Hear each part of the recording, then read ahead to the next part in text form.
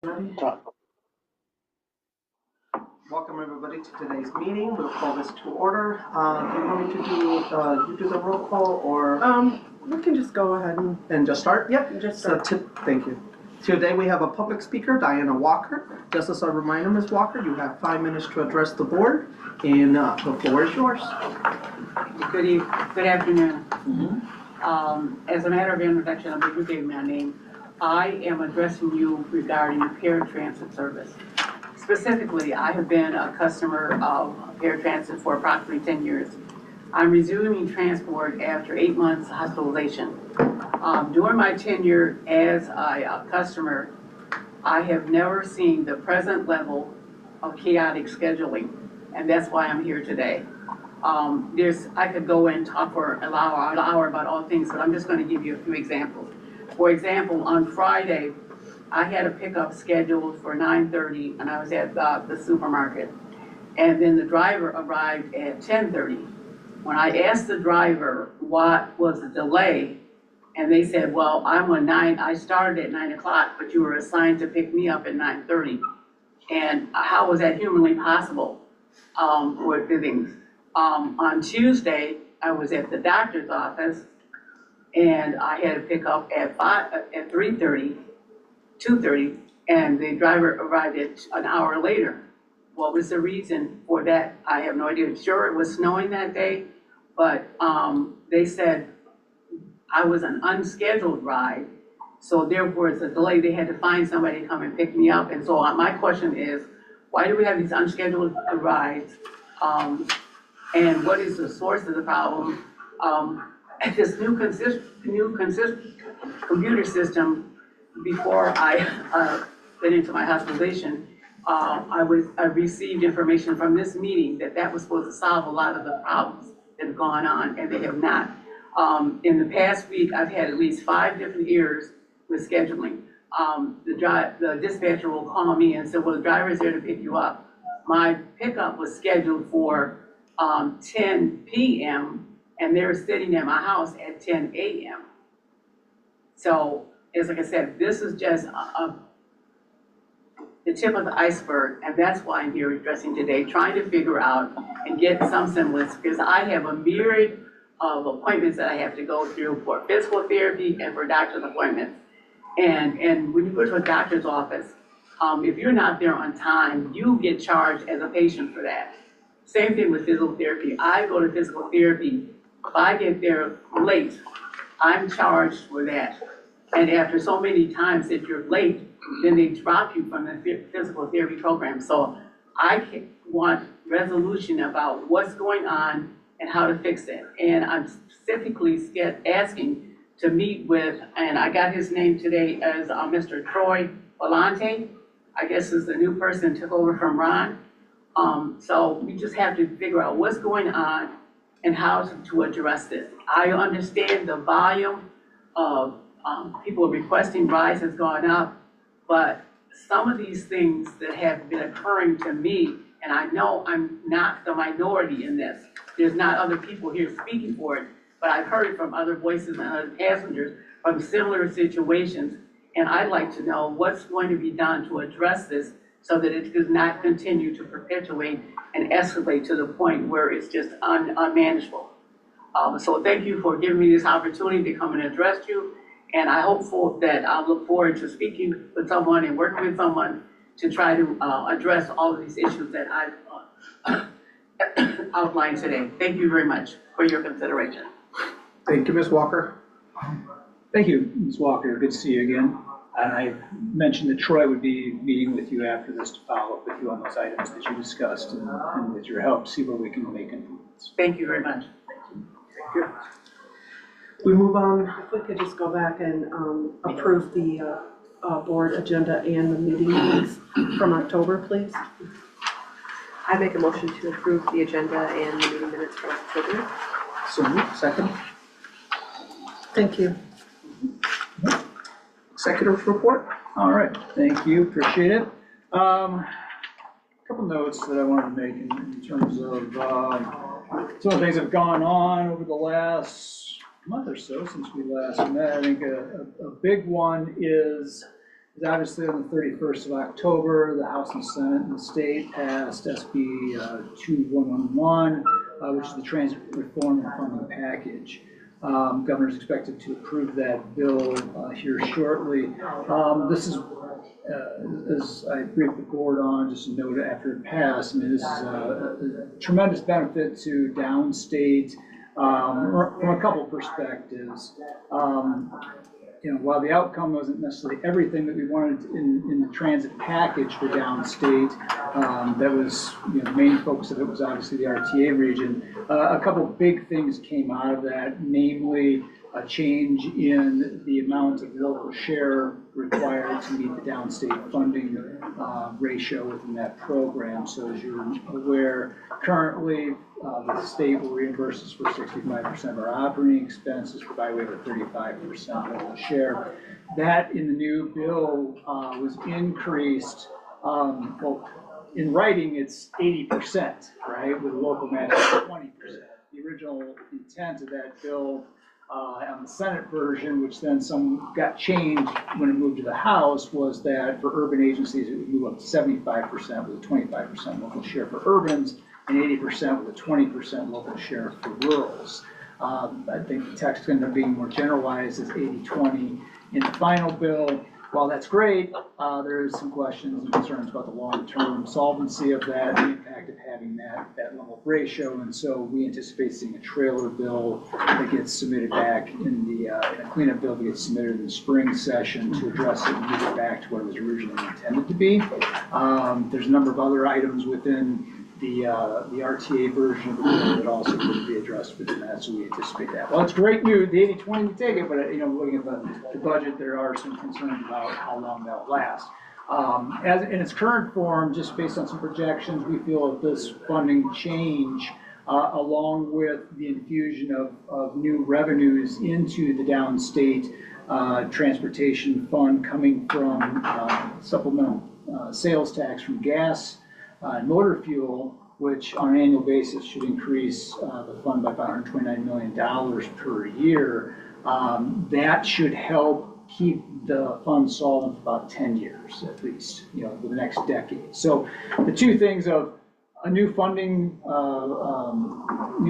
solution, a source of revenues along with the change in ratio will help us obviously grow and sustain that growth over a long period of time. And just want to mention, could be more thankful to our state delegation who are strong supporters and advocates for the passage of this funding, both in the House, Representative West and Representative Bella were very supportive of this, vocal, making sure downstate's asks were addressed. And then on the Senate side, Senator Stottleman was originally the bill sponsor for the downstate portion of this, submitted a bill on behalf of IPTA to address these concerns as well. So really just want to express our appreciation for our delegation and them being vocal supporters and advocates of downstate transit and giving us a solution that's going to work for us for the foreseeable future. So. And does that 80-20 in any of the language have like a period of time associated with it other than what the other budget implications would be?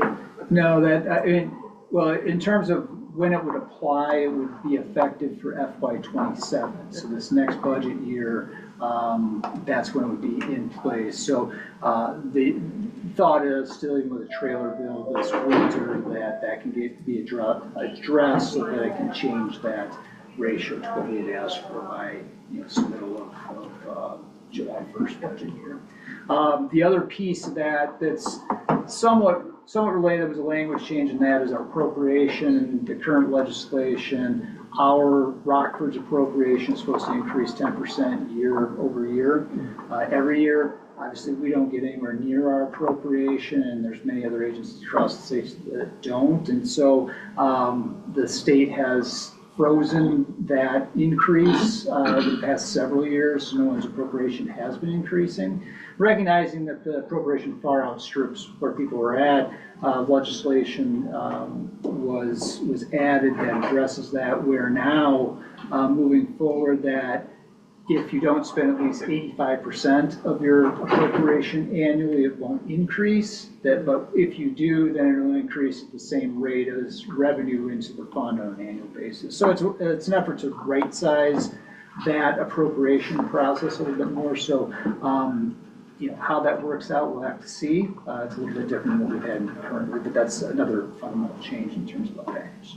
So good news all around on that, all that effort has paid off, and some movement, some benefit for downstate transit that came with the issues from the RTA region, the passage of that huge reform and revenue package plan for that.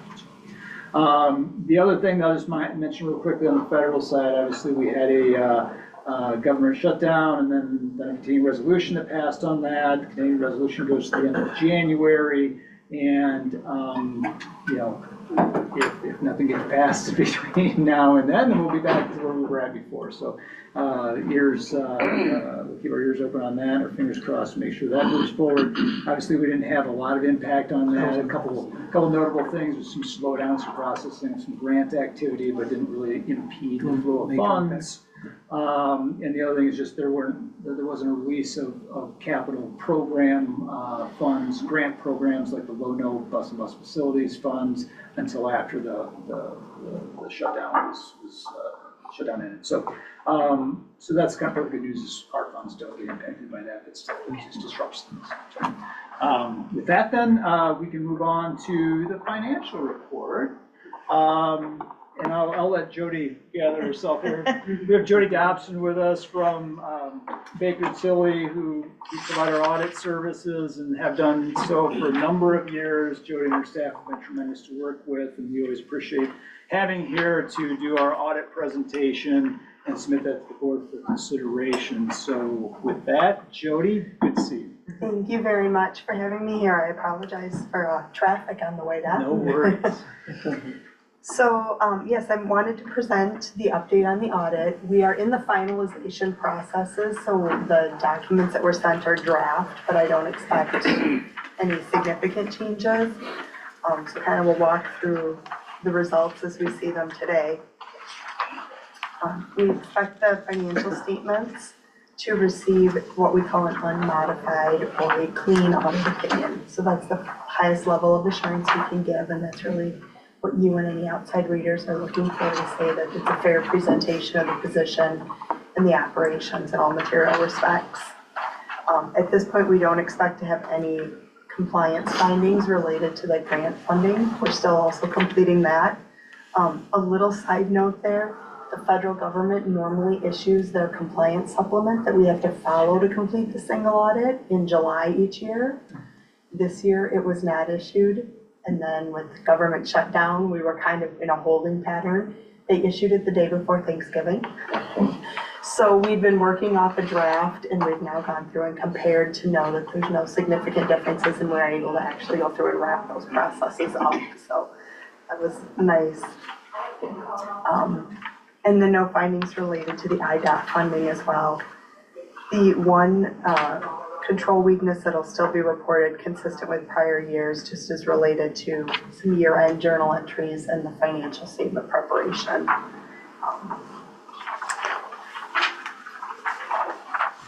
So then moving on, we've got for the core transit operations, and then I've got a little different information on the pension as well. But the revenues for 2025 is kind of a pie graph here. We see, if you look at the federal and state operating aids combined, that's over 75%, which is substantial, but also in line with the industry and history, so not unanticipated there. And pretty standard mix, I think. But if we look at the next page that shows this over time, what we can see is a consistent increase in revenues over the last 4 years. And what really stands out to me is that top line fare revenue has been increasing as you come out of the pandemic years. You'll be able to get the ridership and the revenues there back. And then I did want to note that the local aid in the third line there in 2025 decreased.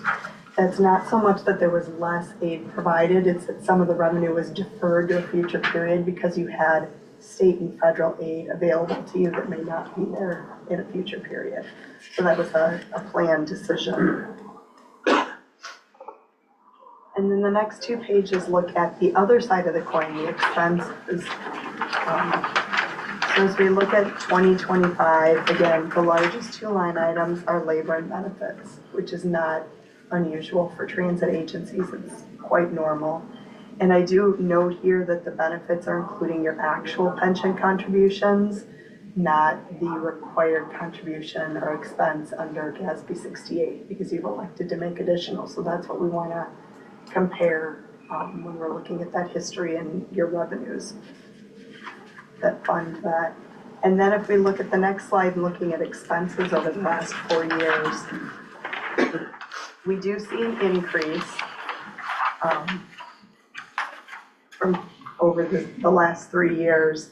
It's been going up at those operations. But when I looked at the detail of this, the largest two items in there were the pension contribution, where you elected to make that additional contribution, and then insurance expenses, health insurance. So outside of that, everything was very much inflationary. And so I think really in a good position there, see those trends. Just a quick question, does the insurance and pensions, does that fall within the general admin category? The pension expense I know is split across the three following the labor. Oh, okay. I don't remember the insurance. I think a large amount of that does show up in the administrative. Yes. When you talk labor, that's like salaries? Yeah, salaries and wages, yep. And then the last page here, the handout, just touches on some of the required communications that the AICPA has that we have to communicate to you. So the financial statements themselves and all of the information in them is management's responsibility, and it comes from your records. We do assist with assembling it in the final format at year end. Really, our responsibility is to complete the audit procedures to issue that audit opinion. So we start in that by walking through what processes, any changes in transactions, contracts, controls, those kind of things, to help us understand what data might be going into the financial records and how we want to test that. And then walk through those test processes. We do look at any sort of estimates, so the self-insurance information, what's supporting that, compensated benefits, pension accruals, to make sure that the calculations are all following that process, as well as the key inputs are reasonable and consistent with prior years. We had no difficulties during the audit process.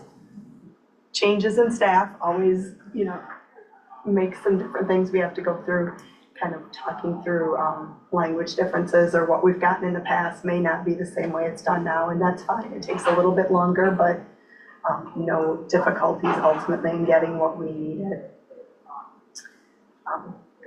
And then there were audit adjustments performed at year end, but they're very similar to what has been in the prior years. The consolidation of the self-insurance activity, the final adjustments related to the pension activity, and some couple capital related items. So nothing unusual at all. And then I think we have a second handout here that touches on the pension information. So the pension fund will also be receiving a clean or unmodified opinion. But if we turn to the graphs here, looking at the cash and investments for the pension, we can see a positive change there year over year, both from contributions and earnings in that increase in 2025. And that's just eyeballing it, just under 10%, so really good increase there. And then as we look at the next page, comparing the increase in your total pension liability to that pension net position, you've continued to make advanced contributions to be able to really decrease that net pension liability that the district has to show.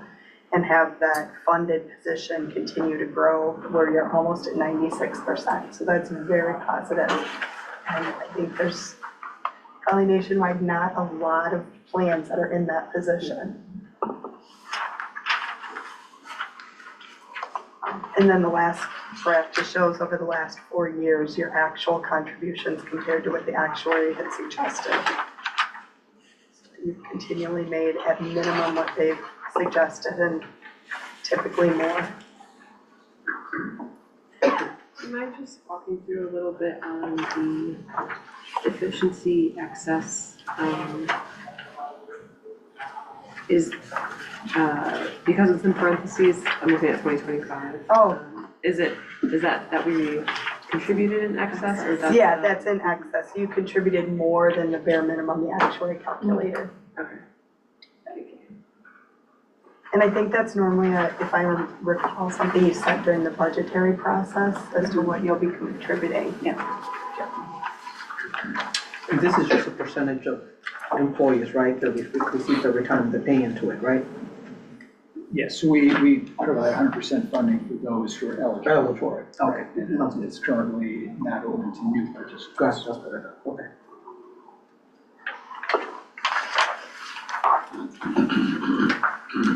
And then did they receive the full draft? Financial, okay. They did, yeah.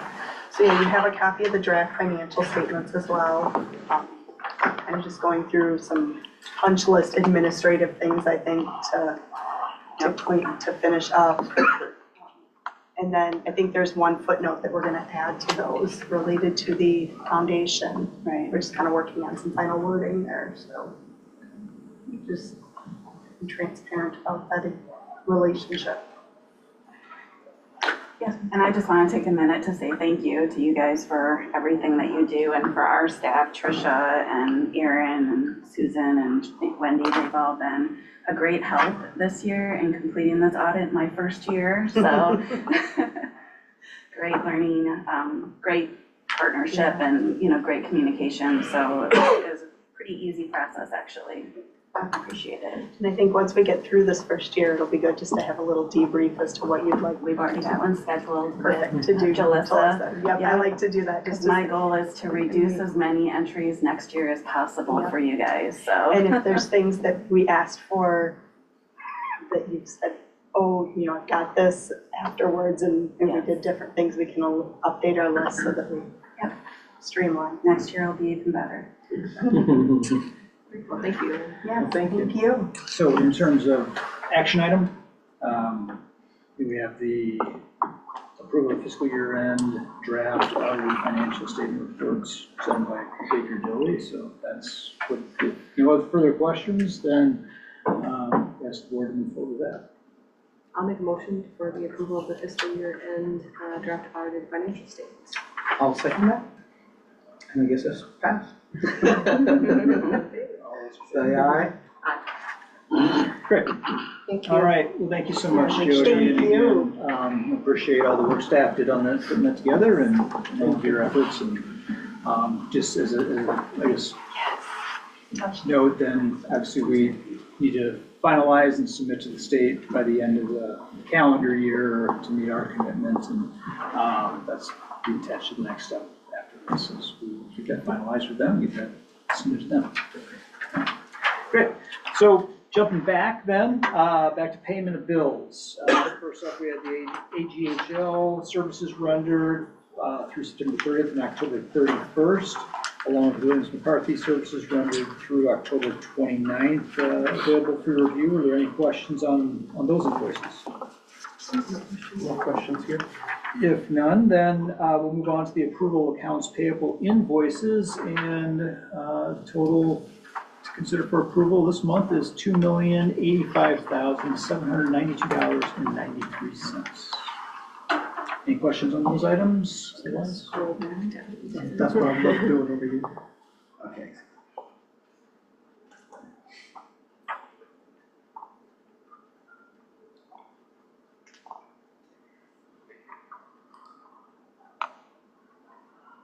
I make a motion to approve the accounts payable invoices.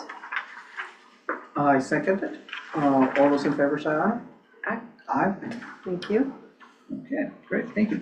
Then we'll move on to item B. Jody already took care of that, so we'll move on to item C, approval of audited financial statements for October. So those were included in your packet with a memo from Xavier. Any questions on those matters, or Xavier, you want to hit the highlights of that? Yeah, nothing, no major changes. Operating revenue for the first quarter of the fiscal year is about 0.28% over budget. And year-to-date salary and fringes is under budget by about 21%, which is what we would expect around this time of year. So overall, we're doing okay. Yeah, I appreciate the summary. It's always helpful to have that ahead of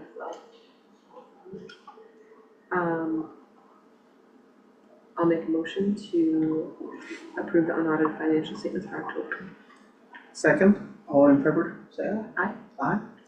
Thank you. Thank you. So moving on, then the pension portfolio review through November 26th and the pension investment statement through October 31st were included in your packet along with a memo from DeBenedetto and Associates. Any questions on that? Still trending positive. Yeah. Good news there. All right, with that, then we can move on to the operations report. So memo included from Dan on the various areas, starting off with the fixed route and man response statistics. Were there any questions on those? And Dan, do you want to walk us through those, the memo in the areas? Sure, thanks, Mike. You'll see the ridership numbers for October of 25 were 9% lower on the fixed route side than October of 24. Mainly Mike and our planner Eric, we ran these numbers every way we could to try to figure out, because we know ridership is up in general. So we're going to chalk it off to a bit of a numbers anomaly. We know Mike ran the projections for early November and ridership was up quite a bit. So Yeah. I think it was up 10,000 rides in the first 2 weeks of November. So For the month of November, it's at about 10,000 compared to last year. This past October, this October compared to last October, we're down a lot, but it's the highest October we've ever had, which I don't know, it's just kind of an anomaly of a month of that October. So we'll continue to look at it and watch it and trend it, comparing it to the previous October, we're down 12,000, right? But now we're back up in November compared to last November. So we've kind of recovered what we lost in that month, and it was a very high October last year compared with the October this year. And so there's a lot of different factors that may have come on it, but we're going to chalk it up to an anomaly, and we'll just monitor it and see if that. And it's just October every year? Not every year, just we've just seen between last year over the and last this 3 years, 2 years ago, 2 Octobers ago, it started to go up. Last October it went up a lot, and now this October we're back down to a little bit below what we would have seen the October from 2 years ago. Can't explain it, don't know what the variation was, but was a little bit eye-opening. But then we looked at what happened in November of this past year, just the preliminary numbers, and it looks like we're back up again for that November compared to last year. So it becomes almost a wash over the 2 months comparing the 1 year. I wonder if it was just so warm for so long, well, until now, but October was pretty warm comparatively. Maybe that played a role in people. Rainy weather, there's a lot of variations. we looked at how many weekdays, we looked at it a lot. So can't really explain, but it's something to monitor and look into. But positive news, at least initially from November in terms of bounce back. Sorry. Thanks, Mike. The vehicle maintenance reports on both sides were, through October, we were in pretty good shape. Obviously, like Ashley just alluded to, the weather is a little bit better in October than it is now, but we're still in good shape, not having any issues making pull out. Facilities report, we're still finishing up some bus stop work from the service changes that we did in the middle of the fall there, so we're wrapping that up. Currently, all we're doing is snow removal, it seems like, so we got to get back out to those signs. But we're pretty close to having anything wrapped up on that. Projects reports, facility expansion, we did attach our our owner's rep, CCS's October report. It's a little further back down the report if you're interested in looking at that. The big delay right now is the battery electric chargers are not going to get delivered until February now. They're going to stage deliveries throughout February into the first week of March. We don't believe that will keep us from getting an occupancy permit from the city, however, because it's not a requirement of the project. So the big things on that are the gas meter and having all our switchgear installed, which we've been briefing you guys on. So hopefully, you know, that's in the early part of January, and they need to pour a slab of concrete out here at the main entrance, which there's gonna be some days where, even though it looks bleak out there, where the snow will melt off and they'll be able to blanket the ground and pour that concrete. So, cause that's gotta be a grade before the city would even consider letting us get in there. So fingers crossed on that. Paratransit management software, BCCA we're just kind of having a hard time getting them going on it. They're, you know, a small agency, so they have a lot of times where we plan training and like so-and-so called in sick, or so they end up not being able to come here and train. So we have been working with them to try to move them forward so they're on the same platform as us. And same as last month on the telephone system, we are having weekly meetings with their team and our IT team, and we're making some progress every week on that. Quick question for the paratransit software, is that the same thing that Ms. Walker was talking about? That is correct, yes. Oh, is that those are the issues Yes. okay. Yeah, and we still meet weekly with them as well. We've recognized some issues, and it's just been a slow process, honestly, to work through some of the things that we're seeing. But we are, you know, we haven't paid them everything we owe them yet, and they're still being very responsive, trying to help us out. Super. On the facility expansion, just curious for the chargers, is that kind of an item that, once that goes in, it's kind of the last piece? Or are there some kind of domino items that once you get that, there's still gonna be? So it's probably gonna end up, generally speaking, that the chargers will be pretty close to the last piece. I mean, there's always gonna be, like, we won't have all the curbing poured outside. You know, if we do get a break in the weather, we're gonna pour the stuff we have to pour. And then there'll certainly be a large, I mean, it's a large project, there'll be a long list of punch list items that we'll have to work through. But generally speaking, the chargers will be pretty close to the last piece. As I mentioned, we can't do the chargers until we have the switch gear, and you know, we thought we were gonna have the chargers before the switch gear, now the chargers are gonna be after the switch gear. So the company we ordered them from ran into a little trouble during the government shutdown, because customs is very slow. They were short-staffed, so stuff was sitting in port a lot longer than what they had anticipated. So we did get a little bit of good news last week. They did move up the deliveries on them about a week apiece they're doing 5 at a time. So I don't have a feeling that will change again, but you know, we meet with them every week as well too, to see if there's any chance that they can move up those dates. And the other piece with that is just occupying the operational areas, the offices and so forth downstairs. Recall that whole first floor operations area is split over the 2 phases. So one side of the hall, the main entry will be opened up, but you know, when we switch to moving from upstairs to downstairs for that one half of the operations area, we have time to do that. We're not in a hurry to do that immediately when we get occupancy to store vehicles over there. Because the other half on the other side of the hallway is part of our existing building, that when you walk in through that main entry downstairs now, that all that area on the left-hand side becomes office space for our transit offices. So there'll be a period of where we cross over between 2 there, but we still have obviously our ability to run things out of here, not in extreme hurry to flip everything downstairs and have time to transition accordingly. So the main thing with the occupancy is being able to put vehicles over there. And so I think we should be able to take you guys, if you're interested, after the next board meeting on a tour, because all the concrete will be poured by then. They're hoping to have all the sequences poured by the end of this calendar year. So it's a little dicey down there right now, try to get around. So, but once all that concrete's poured, we should be able to take you guys through there after a meeting if you're interested.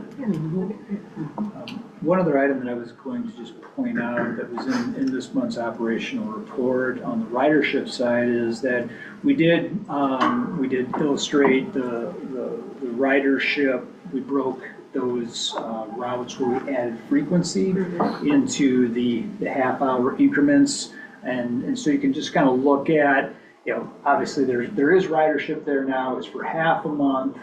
And it just is to demonstrate kind of how we can look at that 30-minute frequency moving forward on a month-over-month basis. And just as you look at routes like the 2 School Street or the 11 East State, which have a full month of that 30-minute frequency, you can see what the ridership distribution is there by half hour. And that's kind of what that ratio is what we'd expect to see in those other routes as well moving forward. So just gives you an idea of, in November, once we have a full clean month, it'll be interesting to see where those ratios are and the totals are. Yeah, that's great to see. The senior ridership, it seems like it goes down in the winter months and then picks up in the spring. Is that normal? Yeah, it seems to be. I think as the weather gets colder, I Gotcha. think there's a lot less social trips for our seniors. And kind of the other item on that I would note is that our overall senior ridership has gone up. If you go back to even pre-COVID, you see it's gone up significantly. But at the same time, if you look at benefit access, free ride program, that's gone down. So I think what you're starting to see there is folks in whatever age they are trying to transition from one program to the other. And then also with benefit access, I think you're starting to see the influence of veteran free ride programs, specifically in that area where someone was probably qualifying for that program previously as a veteran, but now because we have a separate veterans program, that's where you're seeing the rides taking place. And that comes from the city general budget funds coming into our Yes. entity? Yeah. Okay, So gotcha. that's part of that overall increase that the city provided for those programs. Gotcha. On the K through 12 program and the post-secondary education programs. Which, I mentioned that, just a side note, obviously saw the city approve that budget and approve that continuing commitment to those programs and increasing their overall subsidy RMTs. We certainly appreciate the city's continued support and city council's support of those programs and RMTs. So shout out to them. All right, any other questions on the operations maintenance facilities report? I was just curious on the paratransit summary that was there. I know this is kind of new data too, so it's, getting used to seeing how we're looking at this too, but see, like the no-shows has gone down, which is, I think, good. I'm sure that operationally helps us out to not have, no-shows happening. But seeing that our canceled trips percentage was up, 77%, and I'm just wondering, is that in part due to people being able to have more control of that, or I guess operationally, is that becoming a challenge of having canceled trips? A little bit of both, I think is the answer. Certainly, people don't like to have a no-show, but to your point, now it's a lot easier to cancel. I was shocked when I first got into operations at how many canceled trips we have every day. So I think a lot of it, weather related, where, you're gonna go, maybe just go to Walmart for a little bit for something or some social, then it's 10 degrees out, then it's canceling. And now it's a lot easier to cancel a trip than it was. You didn't have to wait till somebody's in the office where you could call or leave a message. So, but certainly the no-shows, continue to be down, which is good, because obviously we've obligated a driver and a resource to go pick somebody up, and we lose a lot of productivity when they're not there. But the cancellations, those are just those as a measure. You're looking at the day before the trips to occur, right? By 5 o'clock, we stop taking reservations and we're assigning those rides to somebody for the next day, right? And so you're going into the day with a plan, right? And then as after 5 o'clock, then we'll start having customers who call in, and so those rides may come off that operator, they may continue to call in the next morning or opt out or change it online to cancel. And so those trips then start coming off of different operators who they were assigned to. So that's where we're talking about, there's a little bit of, it could be fluid once we turn the lights on the next day and start the operating day, and our plan changes as a result there. So we have to reshuffle the deck. So that's part of that, and it's something it's a data point to monitor and measure and ask questions about, well, how are people canceling, what method are they using to cancel, when are they canceling in relation to when the ride happens, and you can cancel that ride all the way up until 2 hours before the I believe trip. it's 2 hours, yes. And so that's when you can do that without penalty, right? So that's part of that. No. Any other questions? The penalty, what's the penalty that you talk? We track late cancellations or no-shows. Multiple times? And so Oh, when we gotcha. start having, an issue with folks who continually do that, where we've committed resources and plan or show up at your door and you really don't let us know at an appropriate time, then you could be restricted on your rides, but, that doesn't come up if at all, so that's the issue. Any other questions? All right, we can move on then to the HR report. So the claims history for October 2025 is included in your report for review. Are there any questions with that? Seeing none, we keep moving along then. We have the marketing report included in your packet. Orlando, you want to walk through that? Yeah, outreach, more outreach, a lot of community partners along with high school and elementary schools. Seeing the uptick of students who want to learn more how to navigate the system, along with teaching their parents how to navigate the system as well. So I did a bunch of those presentations this past month, and I got about 4 more training/presentations for the month of January scheduled as well. So moving and grooving with that. Along with that, we also, the board approved, I think it was last month, for Stroll on State and our services for that. So as listed in our memo is the numbers, and I've also put a little insert about the numbers compared to last year. Obviously, we had over 8 inches on the day of Stroll on State, so that resulted in the lower numbers and kind of that drop off of what we saw, and we saw in the news and all the things that was dealing with that. Operationally though, Cedric, he can speak more to the day of operations and how that went. So Cedric's gonna talk a little about that. Basically, I think the drivers did a fantastic job in the weather. We didn't have any accidents, a little slipping and sliding, and there's always a little miscommunication with the officers. Once we get on site, a lot of the metro officers don't really want to let us through.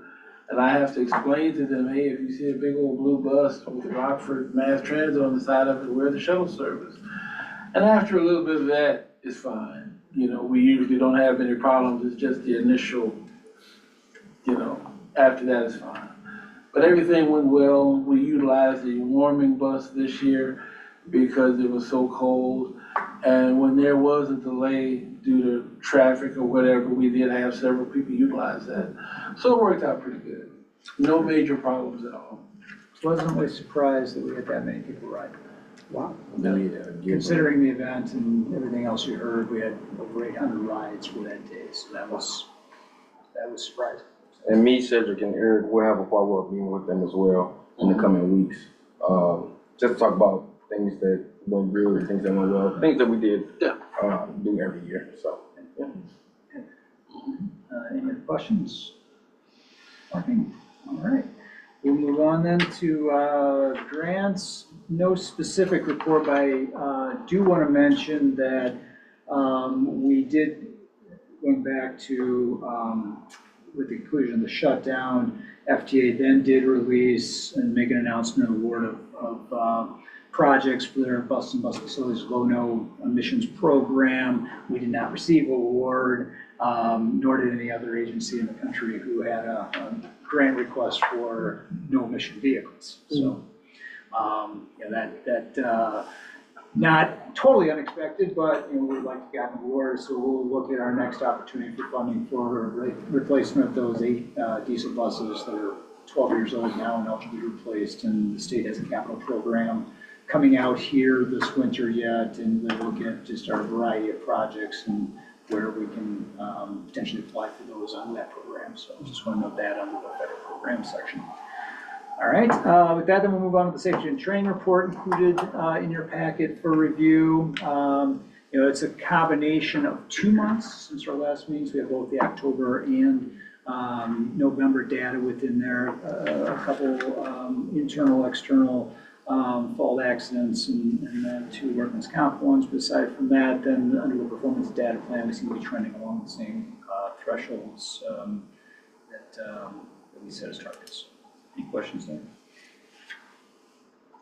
No, move on to the other business items. So first up, we have under E8A award of fare boxes. So memo included in your packet outlining the request. Basically, we have additional federal funds that are available to replace 8 more of our aging Odyssey fare boxes that are in a number of our hybrid vehicles. We had replaced 7 of those in other vehicles previously. By replacing these along with the other buses that we bought new fare boxes in, this will allow us to replace all of the older fare boxes that we have in the fleet and have the same model type of fare box in all of our buses except for those final 8 2013s where we anticipate replacing those when we order a new bus. So using federal funds to replace those, we went out and looked at 2 different options for purchasing those. One was through GenFare and the other one was through Gillig. GenFare had the lower quote of $145,424, so that would be the vendor that we would purchase them through. So we're asking the board to move forward replacing those 8 in the same way that we just replaced 7 that were recently approved with new fast fare boxes from GenFare for the amount of $145,420. Move the motion to allocate $145,424 for the purchase of the 8, for the replacement of the fare boxes from GenFare purchase order. All in favor? Aye. Aye. Thank you. Moving on to the next item, approval to participate in the ComEd rebate program. So ComEd offers a program called the Business and Public Sector EV Make Ready Rebate Program, where public side projects such as ours may be eligible for rebates for charging infrastructure, EV vehicles, and so forth. We were approached by ComEd as part of that. We started talking about our project, and they identified an opportunity where we can apply for the charging infrastructure for our project to be eligible for a $500,000 rebate. The rebate isn't for the chargers themselves, it's for the back-end infrastructure that supports the charging infrastructure, but they define the amount that you're eligible for by the overall power output of those chargers that you're installing. The rebate, you're eligible for the rebate after the project's done and all the equipment's in, it's commissioned, it's operational. And once you've done that, then you submit the appropriate paperwork and then you can be reimbursed for that. Since that portion of our project is funded all through the state, the support for the charging infrastructure is all supported through state funds, whereas the chargers themselves, you may recall, we purchased those through the use of federal funds. The chargers themselves and the installation, that's a federal carve-out, or carve-out within the project is funded specifically by federal funds. We've got that over here that we're tracking, and once we get that all installed, then we will, and we're invoiced for that, then we can seek reimbursement for that. The other stuff, like Dan had mentioned, the switch gear and panel work and all that other stuff is all state funded, and that side of the project is well over $500,000 worth of cost associated with that. So in talking with IDOT staff, capital staff, we reviewed all of that and said, yeah, that makes sense. And so as outlined in the memo, what we intend to do is that we can apply the rebates toward the program, and any eligible project work will be requested and reimbursed by the state as the work is performed. And when the rebate eventually comes to RMT, we'll subtract the $500,000 from the next reimbursement for payment, reimbursement to the state for the project. So it's one of those ones where they found that, yeah, you can do that, and it satisfies the paperwork end of things, and provided we do that, then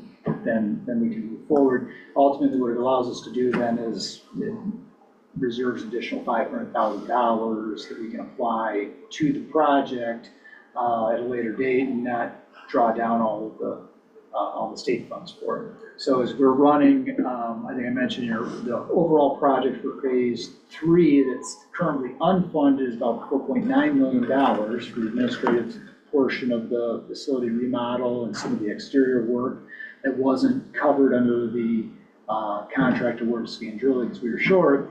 That gives us some additional funds, and then we can apply to that phase 3. It's not $4.9 million, it's perhaps $500,000 more.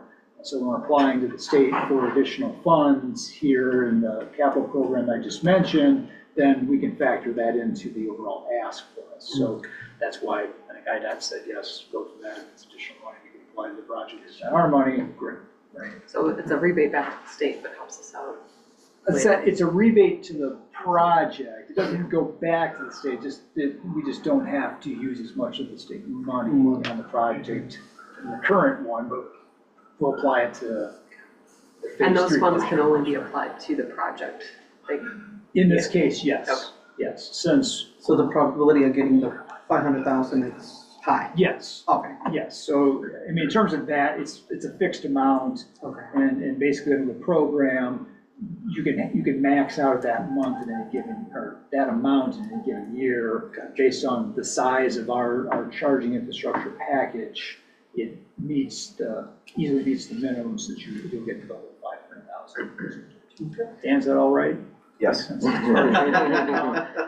no, it sounds So, correct. but just to proceed with that and applying for that, I mean, it's funds that are out there available that we can easily get to apply. It's just making sure that IDOT concurs with the methodology and just to apply it back to the overall project funding. So they concurred with that and said, okay, now we can move forward. Okay. I would make a motion to proceed with applying for the $500,000 rebate through ComEd. Second, all in favor? Aye. Okay. Thank you. The next one is the raised MOU supplemental. So you may recall, and I think we briefly shown this in the past, the city, IDOT, and RMT were awarded over $16 million grant for a complete streets project, which is the Walnut Corridor. As part of that project, and part of the grant application, RMT would operate a bus circulator over that corridor with 2 battery electric buses as a component of that. And so the original award that was divvied up, our portion of it was a little over $1.9 million in federal funds, with a local match of a little over $478,000 for those vehicles. That was back in 2021. As a result of applying for that and submitting and receiving that, we had signed an MOU outlining that this was our contribution based on the partnership we entered into to do it. Well, fast forward 4 years later, costs have gone up across the board on the construction side of things as well as the vehicle side of things. And so in updating the MOU to recognize that the city's contribution, local share is going up, IDOT's local share is going up, there's some additional funds coming into the project, our local share needs to come up. So to sign the updated supplemental MOU, outline the fact that our contribution now will increase by $408,508 as a local share. I want to make sure the board confirms our continued intent to participate in this project and to allocate local funds in the amount of a little over $800,086 to this project, right? That's kind of general grant tool that. So looking to move forward and get the board's approval to sign the supplemental MOU outlining RMT's commitment of an additional $408,508 in local funds to the transit portion of the project. So if, with your approval, then I authorize you to $600. And this is really just for our portion of, their only bus-related expenses that we're. Correct. Yes, and this is really, it covers the escalation in costs for battery electric vehicles for the two circulator. Ouch, so almost double. It almost does, yes. Now, I will also note that sign the MOU with your approval. That does not mean that there may not be an opportunity to apply for the local, to cover the full local share through the downstate operate capital program that I just previously mentioned. So we'll put another request in for that. We had previously submitted a request this past summer to IDOT when they did a call for projects for all projects across the state, highway and everything else, of which we applied to do the same earlier this year. We didn't get awarded for that, but we will attempt to again.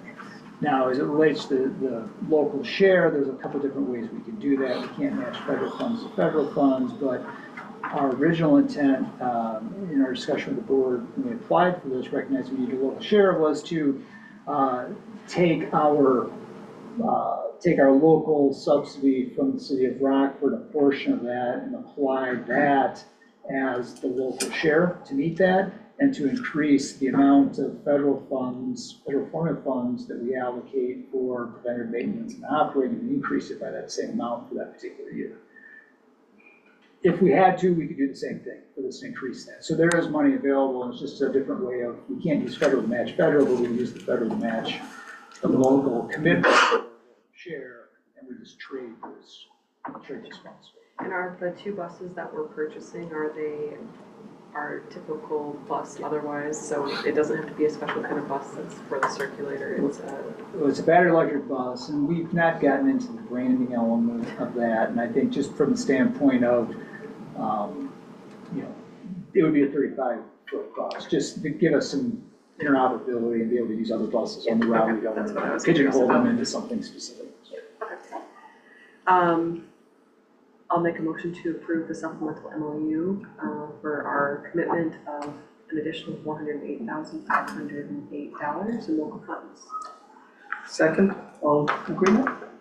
Aye. Thank you. Great, thank you. Moving on then, Dan, I talked enough, you can do the next two. The approval of service level agreements for battery charging equipment for charging. Okay. Yeah, we're gonna have a couple service level agreements, SLAs, which is a fancy way for extended warranty on our battery chargers. The first one is for ChargePoint, which is the current charger that we have in this building. Basically, they have a couple different plans, like both of them do, but after evaluating through, I'm recommending the ChargePoint Assure instead of the Assure Pro.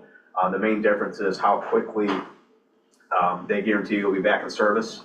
One is 1 to 3 business days, and the other is the same day. A lot of price difference. I didn't put the other prices in there, but I should have. But being the fact that we're going to have 20 chargers over here and we have 6 chargers over here, I don't really see any reason to spend more money because we're going to have plenty of chargers for the number of buses we have. So for right now, staff is recommending the ChargePoint Assure. It's a 3-year agreement, same cost all 3 years for a total cost of $98,910. That breaks down an annual cost of $32,970 per year. Again, for 3 years, the cost will be out of operating funds. So staff requesting a board approval to issue a PO to ChargePoint, the amount of $98,910. So the charging point would be the actual charging station, the physical, right? Yeah, so there's really, and for this one, there's 9 pieces of equipment. There's 3 big power blocks which feed the dispensers, which are basically the pumps that are hanging up in the ceiling. Anything goes wrong with any of that stuff, this will cover it at 0 cost. There's no deductible or anything, 0 cost to us. And the Heliox is just for the service of maintaining those charging stations? Yeah, so. If I'm correct. No, to clarify, so the ChargePoint one does not include preventive maintenance. Gotcha. We have a separate contract for that. It's very minimal. They come out twice a year. It's probably $4,000 for the entire year. The Heliox one, which will be next, that agreement includes both preventive maintenance and the extended warranty on the chargers and related equipment. So Heliac is another charging station? Correct, Oh, yes. gotcha, Yep, okay. yep. I thought it was just for maintenance. Sorry, no, it's confusing. Okay. There's two of them at the same time, they both just happen to come up. Charge point is in this facility. Right is now. Our original Yes. Oh, okay, six chargers. that And we- these will be Heliox Heliax. over here, correct. Okay, gotcha, now I get it, Yes. okay. And is there no way to change those charge points to Heliax? Well, theoretically, yes, but Oh. there's no need to. No need, Yeah, okay. no need to. No difference in cost? There's a little bit difference in cost. The main reason we decided to go with the Heliox over the expansion was the charge points, although the chargers themselves have been very, very good, Oh. they're a mess to work with, to be honest with you. They're very, I think we had, 4 project managers before we even started the project, so, a lot of turnover, very poor communication. So, once we evaluated chargers for over there, Mike and I agreed, especially since we're getting 20 of those compared to 6 over here, we certainly didn't want to deal with the issues we dealt with ChargePoint for that big a scale project. Gotcha. They're very focused on the light duty market and not heavy vehicle market like buses. So And Heliox is pretty much the opposite. Heliox is more focused on the bigger stuff. They're owned by Siemens now. They do smaller chargers, but they're more focused on what we're looking to do. So I do need a motion to enter that into the SLA. I'll move the motion to issue the purchase order to ChargePoint in the amount of $98,910 for the service level agreement for bus battery charging equipment. Second. All right. Equipment, all in favor, say aye. Yeah. Thank you. All right, then the second one is basically what we just already talked about, same type of system for the Heliox.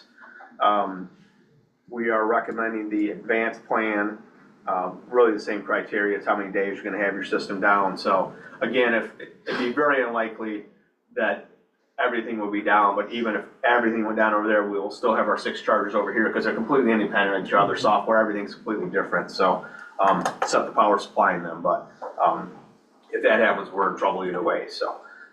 Staff is recommending the advanced plan, which covers parts and labor and as well as the preventive maintenance on this. So, their service level agreement is a series of 5 one-year agreements with a yearly fixed cost of $157,200 for the advanced plan. And then, so the total cost over all 5 years would be $786,000 even.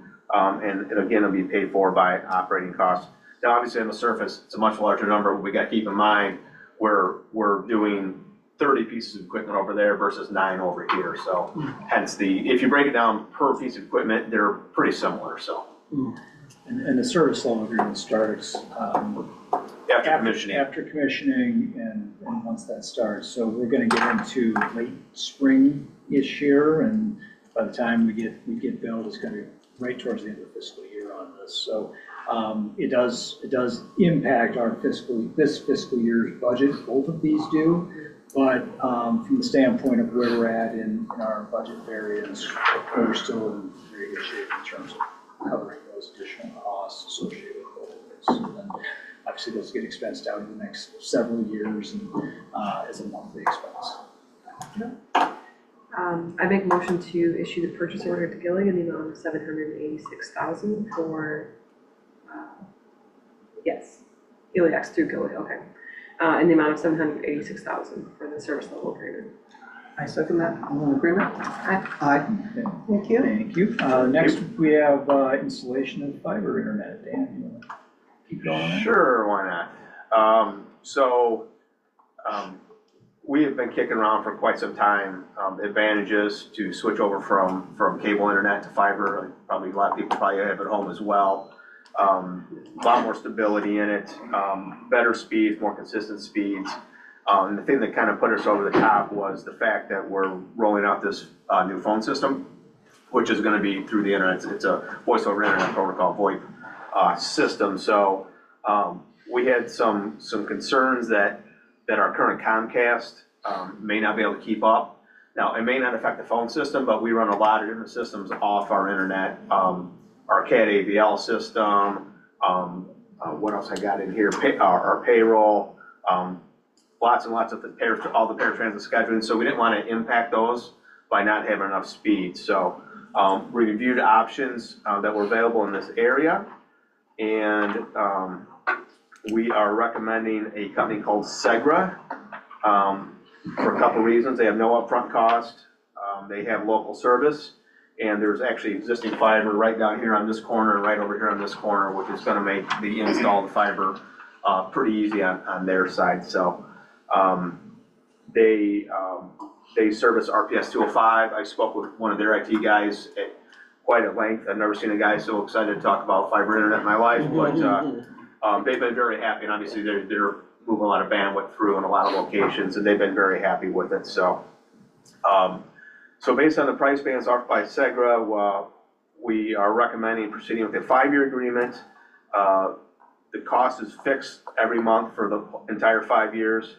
Monthly cost for the service is $1,650, and as I mentioned, it'll be locked through the entire time. So the whole 5-year agreement paid for with operating funds would be $99,000. How does that compare with our current internet?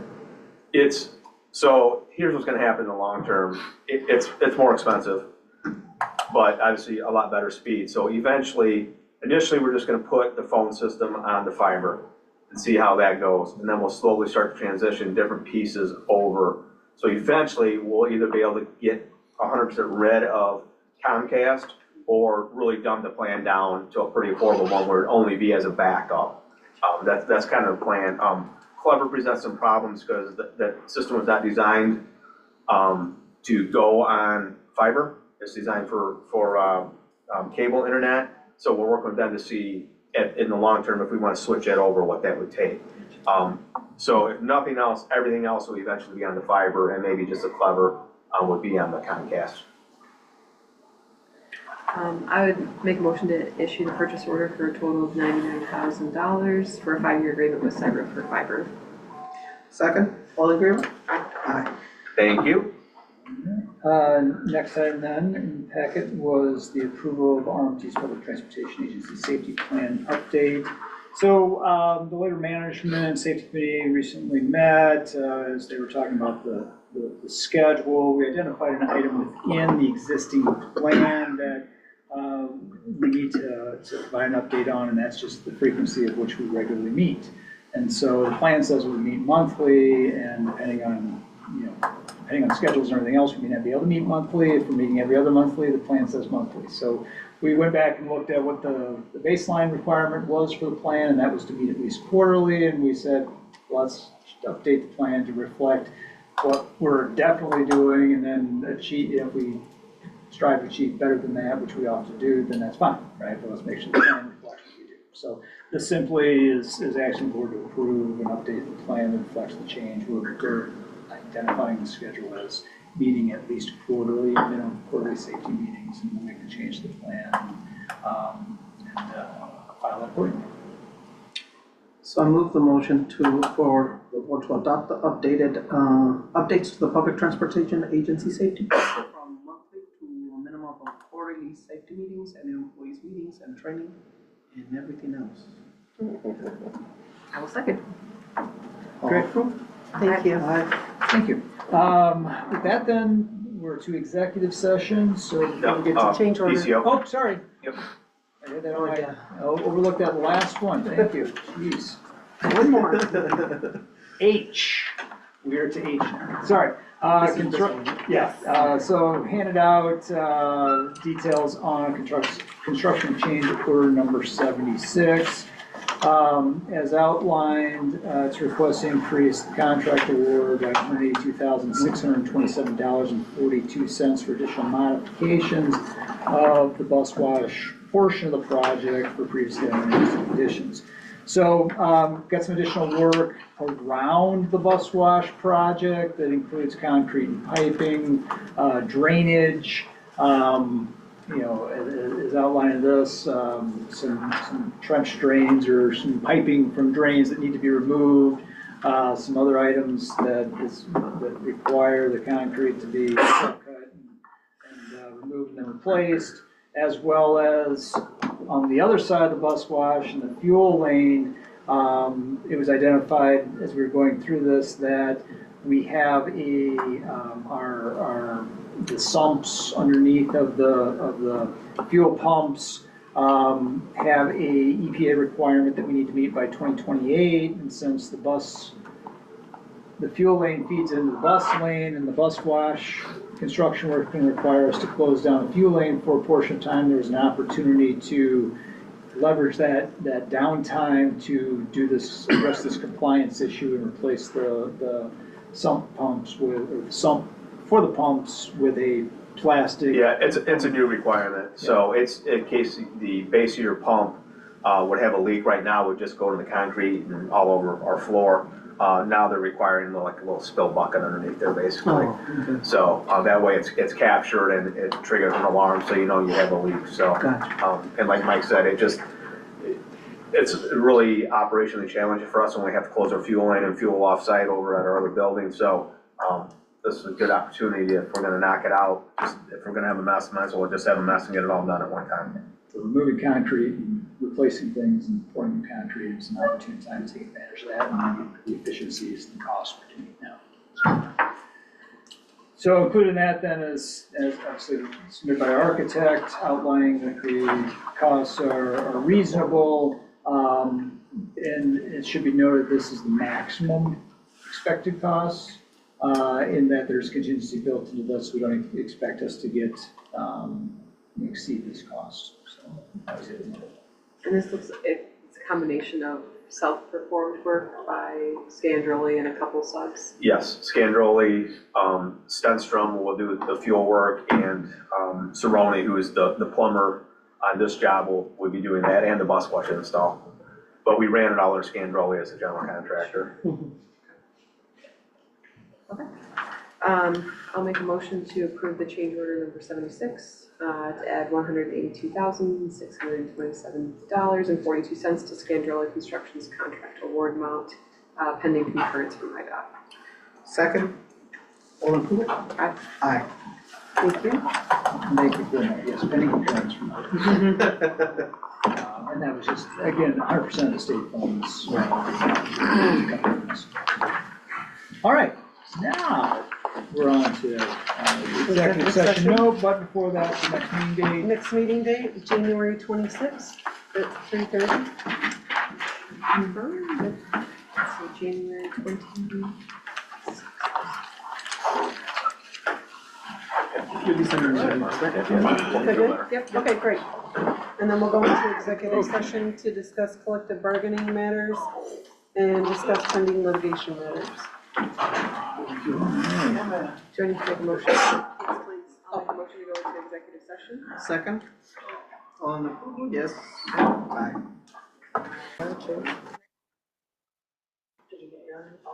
Oh. Make a motion to adjourn. Is that right? Making a motion to adjourn. I'll second. All in favor? Aye. Aye. And we're done at 4:54? Did we make a motion? Made a motion. Yeah, to adjourn. Yep. Oh, did No, we Make a motion to come out of To come closed out of a close, oh, okay. I'll make a motion to come out of executive session. Second, all in favor? Aye. Aye, and then I'll make a motion to adjourn at 4:54, our RMTD board meeting. I'll second. All approved? Aye. Aye.